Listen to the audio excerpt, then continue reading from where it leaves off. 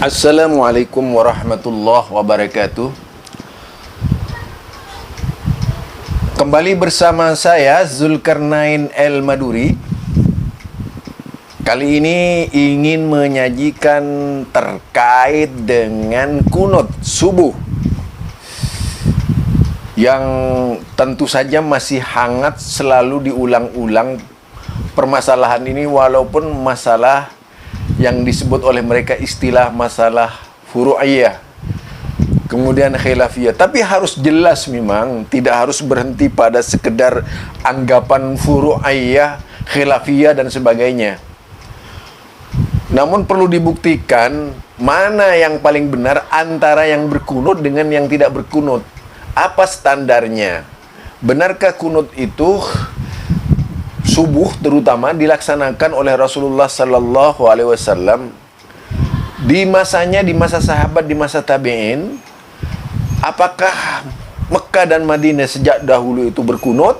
Nah, inilah yang tentu saja ingin menarik reaksi dari seluruh pemirsa di mana saja Anda berada untuk mencermati, mengamati bagaimana pendapat kunut yang sebenarnya menurut kalangan, yaitu ulama-ulama muda, yang Anda bisa simak, Anda bisa dengarkan di video saya ini. Yuk kita bersama. Intinya hadis-hadis yang menerangkan kunut pada waktu subuh saja tanpa ada sebab, tanpa ada nazilah, itu hadis-hadisnya dhaif, lemah. Kemudian khusus bagi para pencari ilmu, para ustadz, itu harus mengoreksi kembali, mengevaluasi kembali penemuannya. Bagi kita yang menemukan, mendapatkan informasi dari beberapa sumber, kemudian timbul keraguan antara sunnah dan bid'ahnya, antara halal dan haramnya, lebih baik ditinggalkan. Sunnah, bid'ah, tinggalkan.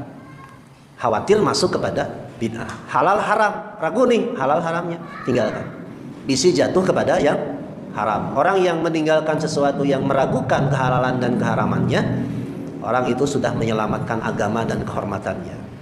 Demikian pula orang yang meninggalkan perkara yang diragukan sunnahnya, itu telah menyelamatkan agama dan kehormatannya. Begitu kalau kita menemukan informasi-informasi sehingga membuat kita ragu. Yang pertama, ulama yang mensunnahkan, menganggap kunut subuh itu sunnah, sehingga apabila lupa kunut maka harus sujud sahwi. Dalil-dalilnya pertama dari Abi Hurairah. Karena Rasulullah sallallahu alaihi wasallam idza rafa'a rasahu minar ruku' fi sholati subhi fi raq'ati tsaniyah rafa'a yadayhi fa yad'u bi hadzal du'a. Allahumma hdini fi man hadait ila akhir. Adalah Rasulullah apabila bangkit dari ruku pada salat subuh pada rakaat yang kedua, beliau mengangkat kedua tangannya sambil berdoa dengan doa ini. Apa doanya? Allahumma hdini fi man hadait sampai akhir. Rawahu Al-Hakim, diriwayatkan oleh Al-Hakim, wasahahahu, oleh Imam Hakim, dinilai sahih. Dinilai sahih. Ternyata setelah ditelusuri oleh para ulama yang lain tidak sahih. Nah, ini yang harus disampaikan. Mau tidak mau kita harus menjelaskan, pahit ataupun manis. Ternyata ditelusuri oleh ulama. Hadis tadi di dalam riwayatnya, sanadnya, jalur periwayatannya, ada seorang rawi yang bernama Abdullah bin Sa'id Al-Maqburi. Dia tidak bisa dijadikan hujjah. Itu alasannya. Abdullah bin Sa'id Al-Maqburi. Satu. Datang lagi yang membantah. Ada lagi Ustaz hadisnya yang kedua. Apa? Riwayat Al-Baihaqi dari Ibnu Abbas. Kalau tadi dari Abu Hurairah. Oke. Apa riwayatnya? Sama redaksinya seperti tadi, cuma beda sedikit. Bahasanya begini, Rasulullah mengajarkan kepada kami doa yang biasa kami baca ketika kunut pada salat subuh, Allahumma hdini dan seterusnya. Riwayat Al-Baihaqi. Namun sayang juga sanadnya bukan ada yang lain, tapi ada Abdurrahman bin Hurmuz. Namanya Abdurrahman bin Hurmuz. Yang ketiga, Dari Buraid bin Abi Maryam, aku mendenar Ibnu Hanafiyah dan Ibnu Abbas mereka berdoa mengatakan, kana nabiyyu yaqnutu fi salati subhi wa witril lail biha ulail kalimat. Adalah Ibnu Hanafiyah dan Ibnu Abbas mengatakan Nabi kunut pada salat subuh dan salat witir. Salat witir nih, bukan salat kunut, bukan salat subuh saja, salat witir dengan doa-doa yang tadi. Namun sayang itu pun sanadnya lemah karena ada seorang rawi yang majhul. Apa majhul itu? Tidak diketahui, tidak dikenal. Nanti rawi orang tidak dikenal identitasnya. Siapa bapaknya, siapa gurunya, siapa muridnya, di mana lahirnya nggak tahu, nggak dikenal. Ada juga yang tidak dikenal itu karena sifatnya. Makanya nanti dalam ilmu mustalah majhul terbagi dua, ada majhul ain, ada majhul hal. Ini tugas para ulama. Majhul itu tidak diketahui, harus ditelusuri. Gitu. Yang pertama, alasannya lemah karena dilihat dari segi sanadnya. Yang kedua, hadis-hadis yang tadi mukhalifun lil ahadits shahihah, bertentangan dengan hadis-hadis yang sahih yang diriwayatkan dari Ibnu Abbas juga. Pertama, dari Zaidah an Mansur, dari Mujahid Sa'id bin Zubair, Ibnu Abbas mengatakan begini. Annabna Abbasin kana, adalah Ibnu Abbas la yaqnutu fi salatil fajri. Ibnu Abbas tidak kunut di salat subuh. Dua, Ibnu Abbas dan Ibnu Umar juga sama, keduanya tidak kunut. Imran bin Haris pernah menjelaskan, saya pernah salat berjamaah dengan Ibnu Abbas di rumahnya. Tuh, artinya boleh berjamaah di rumah? Boleh tidak? Ini Ibnu Abbas berjamaah di rumah. Salat as-subhi, salat apa? Salat subuh. Nah ini punten-punten kalau ada yang mengatakan wajib sholat berjamaah di masjid. Bukan kita menolak ya, bukan. Kalau mengatakan wajib sholat di masjid kemudian dianggap tidak sah sholat berjamaah di rumah, ini yang perlu dikoreksi. Kalau ada udur, ada alasan sehingga kita tidak bisa ke masjid, sholat berjamaah di rumah sah, ya kan? Sah. Palam yaqnut qabla ruku wala ba'dah. Tapi kata Imran bin Al-Haris, Ibnu Abbas sendiri tidak kunut baik sebelum ruku ataupun sesudah ruku. Yang keempat, Sa'id bin Jubair menerangkan lam yakun Umar. Umar tidak yaqnutu, tidak pernah kunut. Wassalaitu ma'abni Umar wa ibni Abbas as-subha fakana la yaqnutu. Dan aku pun pernah berjamaah dengan Ibnu Umar dan Ibnu Abbas pada waktu salat subuh, mereka berdua tidak kunut. Ini riwayatnya riwayat jamaah sekelompok tabi'in an Ibni Abbas, dari Ibnu Abbas. Fahiya aula min riwayatin wahidatin. Riwayatnya banyak, sahih lebih utama daripada satu riwayat yang ternyata sudah satu dhaif lagi. Ini riwayatnya banyak, sahih dibandingkan dengan riwayat yang segelintir tapi dhaif. Milih yang mana? Milih yang sahih. Sudah benar banyak, sudah banyak benar. Ini sudah salah cuma seorang lagi, maksa deh. Maksa. Nah itu yang maksanya yang nggak boleh ya. Itu. Oke. Selanjutnya dari Hasan bin Ali, putranya Ali alaihi wassalam, allamani Rasulullah sallallahu alaihi wasallam kalimat. Ini ada hadis yang mengatakan, katanya Hasan meriwayatkan hadis, Rasulullah pernah mengajarkan kepada saya secara khusus kalimat-kalimat yang biasa aku baca pada qunut witir. Allahumma hdini fiman hadait. Riwayat Ibnu Majah dan Tirmidzi. Riwayat Ibnu Majah dan Tirmidzi. Tetapi ini bukan dalil disyariatkannya qunut subuh, tetapi disyariatkannya pada qunut witir. Tapi jangan dulu diamalkan, belum selesai. Belum selesai. Nanti qunut witir juga qunut yang mana? Jadi ternyata hadis ini adalah sanadnya juga dhaif alias lemah. Riwayatnya tidak bisa dijadikan hujjah. Ya, baik, kita telusuri ya. Dari Anas, sholaitu ma'a Rasulillah sallallahu alaihi wasallam. Aku pernah salat bersama Rasulullah, falam yazal yaqnutu, beliau tidak pernah berhenti kunut. Di salatil ghadat, pada waktu salat subuh. Dengarkan, perhatikan. Rasulullah tidak pernah meninggalkan kunut pada salat subuh. Hatta faraqtuhu, sampai aku meninggal.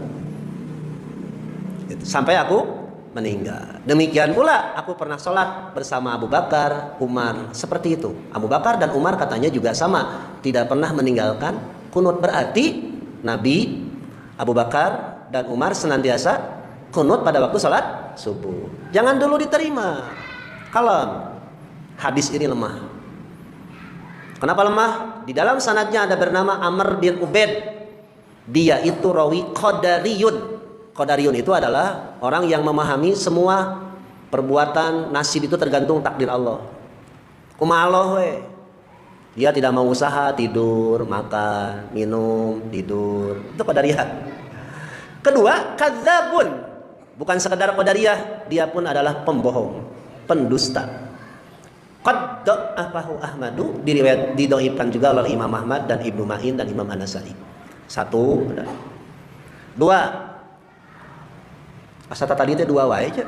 1 2 1 2. Masih dari Anas.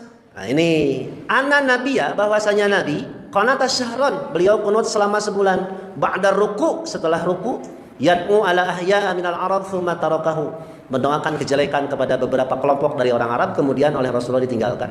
Hadis riwayat muttafaqun alaih.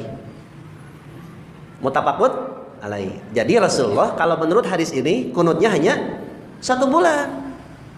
Setelah 1 bulan ditinggalkan. Pertanyaannya, kunut apa?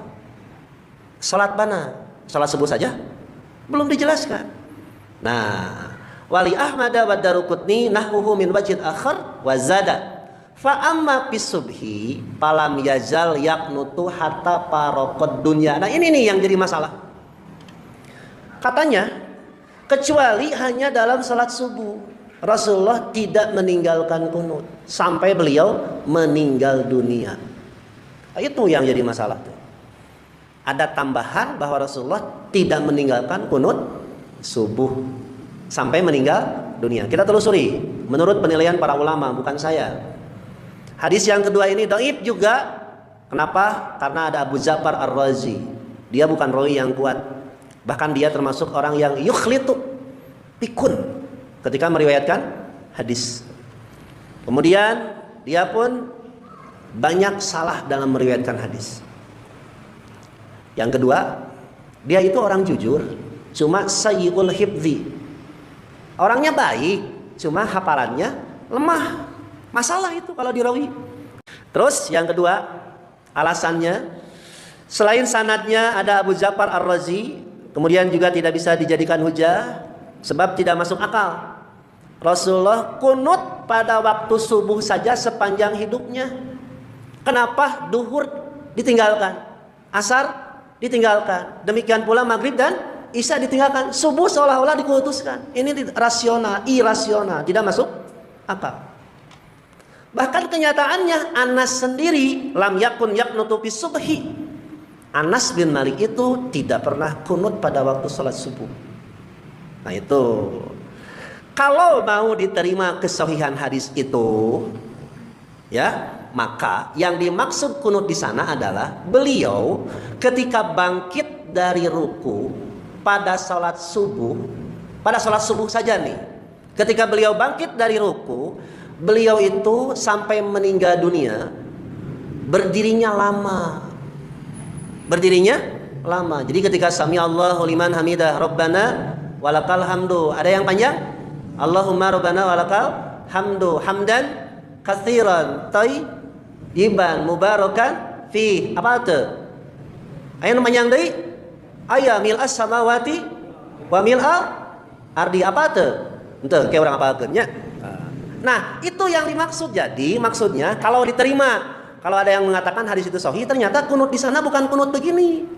Beliau kalau bangkit dari ruku pada salat subuh lama berdirinya. Gitu. Jadi kan sebagaimana yang pernah kita bahas, makna kunut secara bahasa itu bisa berarti berdirinya lama. Gitu, ya. Kalau hadis itu diterima hadis sahih, ternyata dhaif, lemah begitu. Kemudian Anas sendiri tidak mengatakan bahwa dia senantiasa kunut setelah ruku sambil meninggikan suaranya Allahumma hdini biman hadait. Kalaulah itu sahih, kata Ibnu Qayyim, itu adalah bukan perbuatan Anas. Walau sahal lam yakun fihi dalilun ala hadzal qunut al-mu'in al-batata. Nah, ini yang harus kita jadikan catatan. Informasi ini. Jangan begini, Pak, saya dengar ya.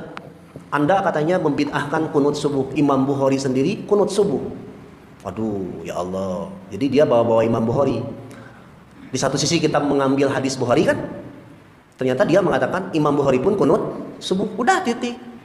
Tidak dijelaskan, wah bahaya. Makanya saya sengaja pada 2 malam ini membahas tentang ini. Biar ada pencerahan atau perbandingan lah. Ya. Oke, lanjutkan. Di samping sanadnya dhaif, itu pun bertentangan dengan hadis yang lebih sahih. Bahwa masih dari Anas, bahwa Nabi tidak pernah kunut pada sholat subuh kecuali kalau ada nazilah, beliau da'a liqaumin au da'a ala qaumin, mendoakan kebaikan atau mendoakan keburukan. Jadi ada sebabnya. Kalau tanpa sebab, oh itu yang masalah. Tidak ada musibah, tidak ada peristiwa yang besar. Ujung-ujung kunut ini bermasalah. Gitu, ya. Masih panjang, Pak. Masih panjang sebenarnya. Jadi hadis-hadis yang berkaitan yang menerangkan bahwa kunut subuh saja sampai Rasulullah meninggal dunia, ternyata secara sanad itu tidak bisa dipertanggungjawabkan. Di samping ada kelemahan, bertentangan juga dengan hadis yang lebih sahih. Jadi kalau saya berikan ringkasan, ya, ringkasan sementara itu begini, ya. Pertama, memang betul di kalangan para ulama terjadi perbedaan pendapat antara sunnah dan bid'ah. Itu. Nah, kembali kepada kaidah, apabila kita menemukan keterangan yang diragukan kesunahannya, yang sunnahnya itu diragukan, lebih baik ditinggalkan. Bisa masuk kepada bid'ah. Tentang kunut, sesungguhnya ini adalah persoalan khilafiyah. Ulama berbeda pendapat tentang masalah ini. Di Tarjih Muhammadiyah itu sudah jelas bahwasanya terkait dengan kunut itu hadisnya dhaif. Karena hadisnya dhaif terkait kunut subuh, maka Muhammadiyah tidak mengamalkan kunut subuh. Jadi Muhammadiyah tidak mengamalkan kunut subuh. Nanti jenengan masih bisa pula kalau kurang yakin, karena majalah Suara Muhammadiyah ada edisi online-nya, itu bisa googling lagi Suara Muhammadiyah kunut subuh. Nah, itu nanti akan ada pembahasannya di situ. Kenapa tidak mengamalkan kunut subuh? Karena bagi Majelis Tarjih Muhammadiyah bahwa kunut subuh hadis-hadisnya itu dhaif. Karena hadisnya dhaif, maka tidak bisa diamalkan. Meskipun demikian, kita mengakui bahwasanya ini adalah ranah perbedaan pendapat di kalangan para ulama. Tetapi putusan tarjih sudah jelas bahwasanya itu hadisnya dhaif, sehingga warga Muhammadiyah tidak mengamalkan kunut. Wallahu alam bishawab. Tetapi ingat ya, kalau ada yang beda pendapat, kita saling menghormati. Masalah kunut, itu juga begitu. Kalau memang katanya, saya sendiri juga belum mengetahui, kata mengikuti mazhab Syafi'i itu kunut, ya, subuh. Ternyata dalam kunut itu sendiri memang bermacam-macam umat Islam ini. Karena awalnya Nabi kunut tadi, ya, ketika ada 70 orang hafidh Al-Quran dikirim ke suatu tempat atas permintaan daerah itu untuk menjadi juru dakwah. Ternyata sampai di tempat itu 70 itu dibunuh semua. Dibunuh semua. Berarti Nabi tertipu, dijebak itu. Kirim mubalik yang hafal Quran dibunuh semua. Nah, ketika itulah Nabi sangat prihatin. Sangat prihatin. Maka beliau berdoa. Dalam riwayat itu doa Nabi, ya, yang dikatakan kunut tadi, dan kunut itu tidak Allahumma hdini fiman hadait wa afini fiman da. Kunut itu bisa berarti berdoa lama, berdiri panjang, lama berdoa. Yang isinya memintakan itu balasan orang-orang yang berbuat dolim, membunuh itu tadi. Nah itu kan. Nah setelah itu Nabi tidak hanya itu, maka tempat itu di waktu dibunuhnya 70 orang sahabat itu dianggap suatu musibah itu. Maka sampai sekarang ada umat Islam yang selalu mengadakan kunut, namanya kunut nazilah. Setiap ada musibah yang menimpa umat Islam terus kunut, dasarnya kepada itu tadi.